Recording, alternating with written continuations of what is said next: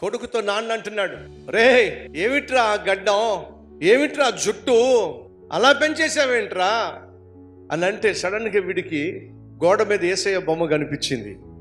యేసయ్య బొమ్మ కనిపిస్తే యేసయ్యకు పొడుగాటి గడ్డం ఉంటుంది, పొడుగాటి జుట్టు ఉంటుంది. అది చూసి డాడీ చూడు అన్నాడు.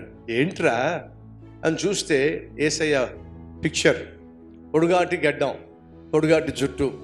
యేసయ్య కటింగ్ చేయించుకున్నాడా, చూడు డాడీ అని తెలివిగా నాన్న నోరు మూయించేశాడండి. నాన్నకేం చెప్పాలి అర్థం కాల.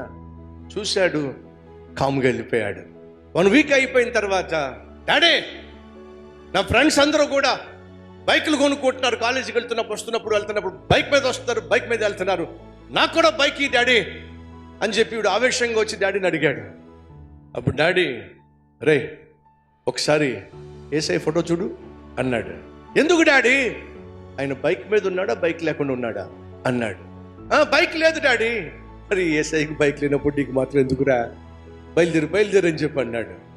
మోసపోకుడి దేవుడు వైఖరించబడ్డు. మనిషి ఏమి ఎత్తుతాడో దాన్ని కోయక తప్పదో.